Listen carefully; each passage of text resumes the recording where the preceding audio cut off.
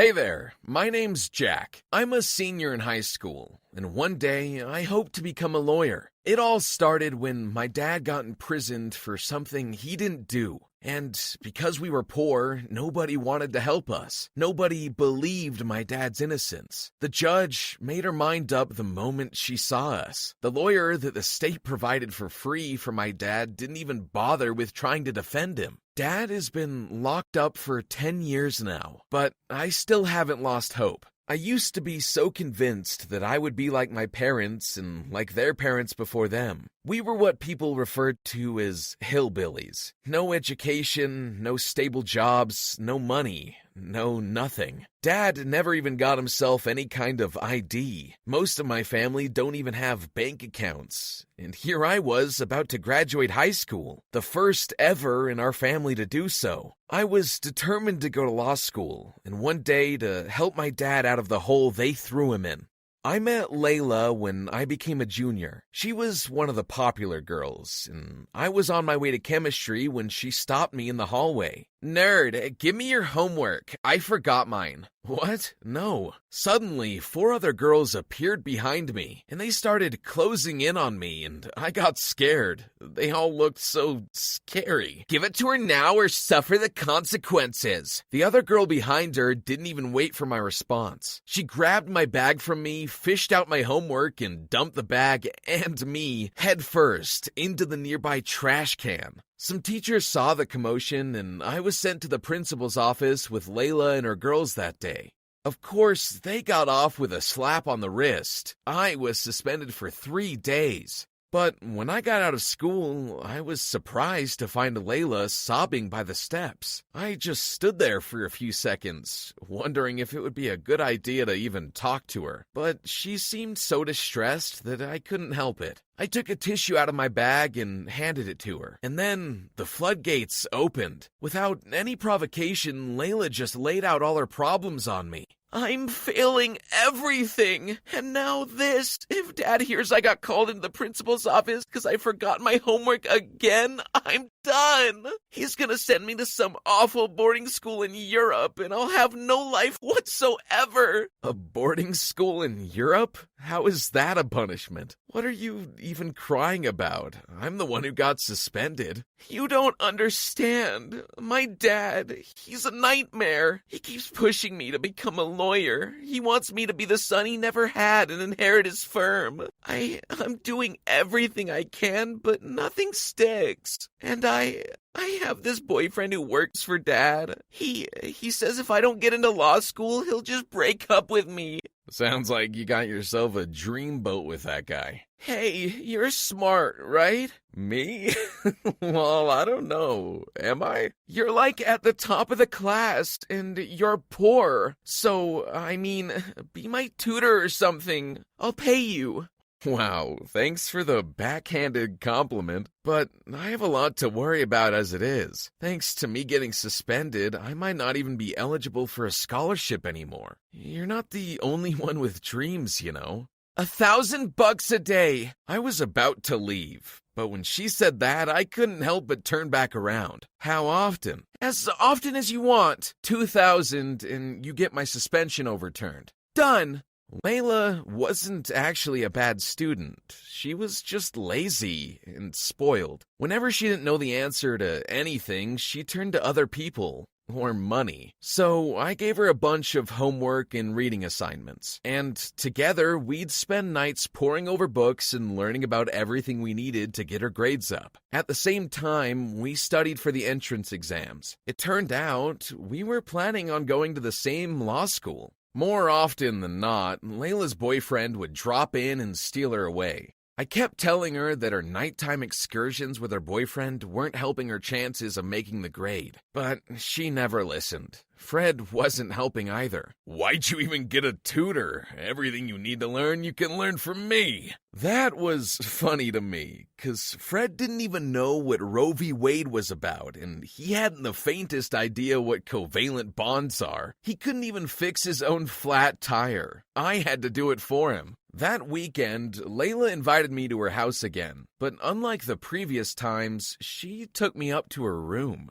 And when I saw the walls, I froze. There were pictures of me, hundreds of them, on the walls. Some of them were in a shrine with a candle burning. I was freaked out. What the actual? I heard the lock click and a chill ran up my spine. Layla's lips were puckered and her eyes were closed.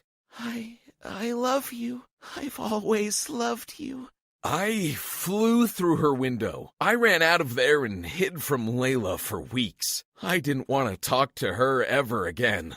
Our hard work bore fruit, though. When Layla learned that her grades were up and that she was accepted to law school, I received the same acceptance letter. Only, I didn't get the scholarship. They'd reached their quota, and I wasn't special enough to be considered for the last spot. I was just some hillbilly, after all. And it broke my heart. I was the first in my family to finish high school. I would have been the first to go to university, too. My dream of taking my family out of poverty vanished that day. I took the jar of money where I'd been saving up every single dollar that Layla had paid me over the past months and shattered it against the wall. I was so mad. I worked so hard, and for all of it to just amount to nothing.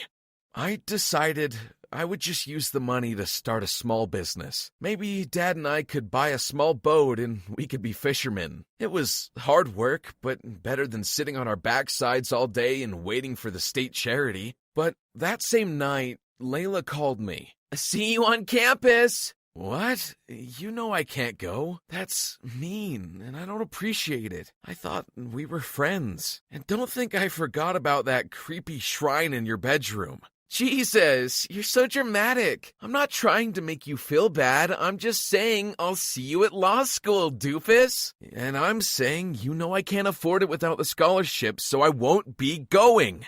You're incorrigible. Do I have to spell it out for you? I told my dad all about the help you gave me, how you're the only reason I got in. He paid for your tuition. And I'm sorry about the shrine. I took it all down. What? No, you paid to help me? No, tell your dad to take it back. I can't be taking money from you like that. Besides, I'm not a charity case. I can find my own way.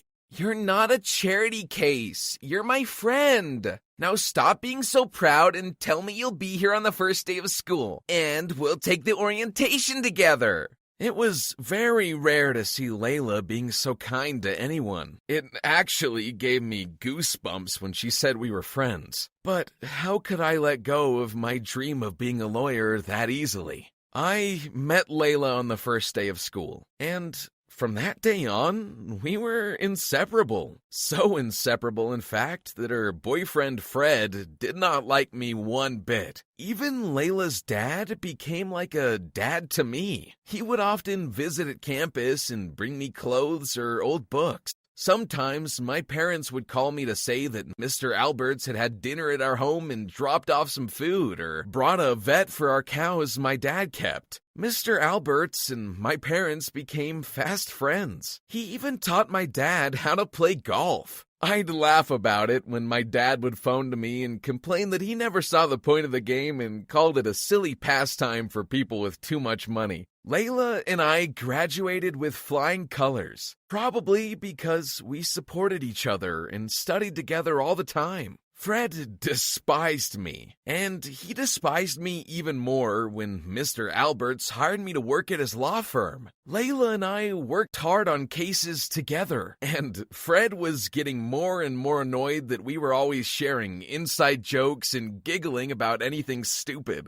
But he was right to be, 'cause I didn't see Layla as just some girl anymore. I think somewhere along the way, I fell in love with the person she grew up to be. She wasn't the lazy, spoiled kid anymore. She was a powerful, strong woman who knew her own mind, and even beats me at chess regularly. Not to mention, she finished summa cum laude while I was a lowly magna cum laude. Every day, Layla never ceased to amaze me. And at night, I stayed up thinking about her, wondering if she felt the same way.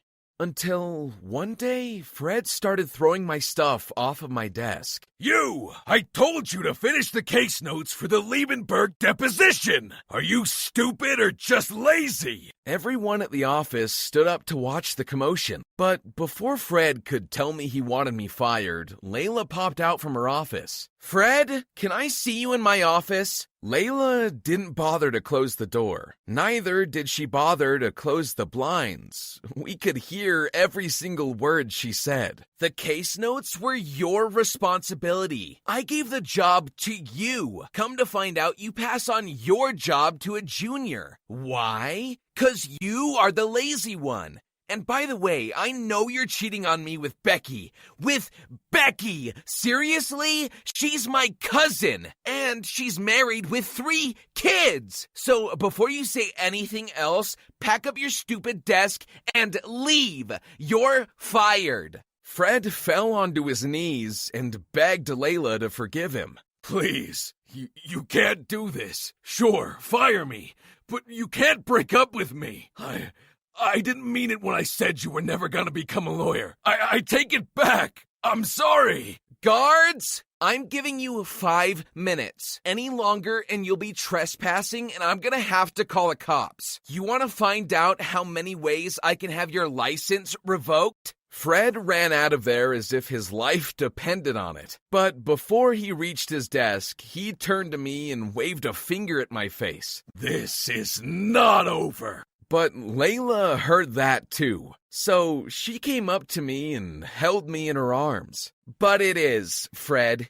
It is so over. And then she kissed me, and Fred's world crumbled before his eyes.